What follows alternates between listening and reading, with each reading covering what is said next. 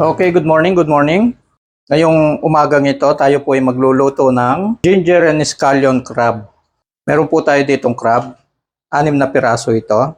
Nilinis na natin ito, tinanggal natin yung kanyang shell, yung matigas niyang shell, and hinati natin sa gitna.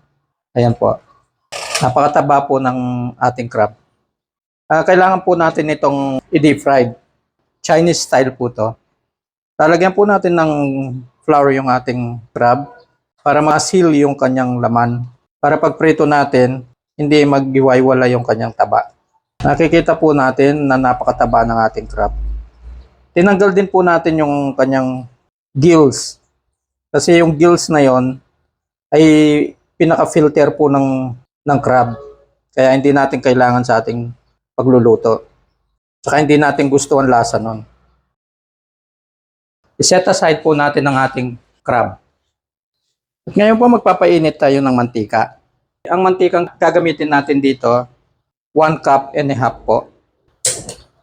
Nasa high heat po yung ating apoy. Hintayin lang po natin mag-init ito para paglagay natin ng ating crab, madali siyang maluto.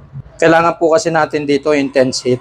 Mag-prepare po tayo ng ating strainer. Para bawat maluto ng crab, ilagay natin sa strainer para matanggal yung excess fat. Ayan po, mainit na yung ating mantika. Umpisahan na natin ang pagdi-deep fry sa ating crab.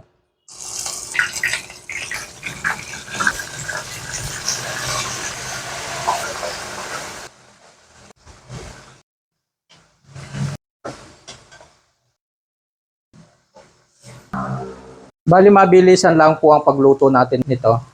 Kasi mamaya, i-steam din natin sa ating sauce. Ayan, pwede na natin tanggalin ang ating crab.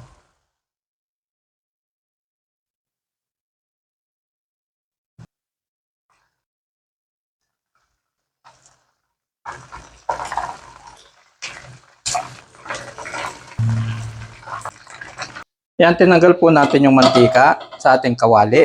Nagtira lang tayo ng mga 3 kutsarang mantika na pinagprituan din natin. Unahin natin ang ating bawang. Huwag po natin pabayaan masunog ang ating bawang. Tapos isunod po natin ang ating ginger. Chopped ginger po ito. Pwede rin po ninyong i-slice ito kung gusto nyo or julienne. Mas gusto ko po kasi yung na-chop para nakakain natin.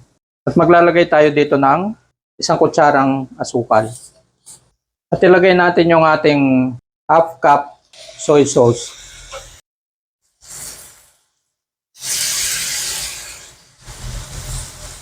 Lalagyan din po natin ito ng oyster sauce. At ngayon po ilagay natin yung puting parte ng ating scallion. Lagyan po natin ng paminta. Pamintang durog po gamit natin dito. Kalahating kutsaritang durog na paminta lang. Tikman po natin ang ating sarsa. Medyo kulang po sa asin. Gagamit na lang tayo dito ng seasoning. At ngayon ready na pong ilagay itong ating crab. Yung ating sarsa, automatic na lalapot ito. Dahil sa ginamit nating flour kanina. At ngayon po ilagay na natin ang ating green scallion. At maglalagay po tayo ng green chili and red chili. Optional lang po to kung gusto lang ninyo. Pero kung hindi po ninyo gusto yung medyo manghang, huwag po tayong gumamit. At ngayon po takpan natin for 10 minutes. Okay, after 5 minutes pong pinapakulo, haluin natin para magkulay din yung kabila ng ating crab. Yan, takpan natin ulit, continue cooking. Okay, ayan po. Luto na ang ating ginger and scallion crab.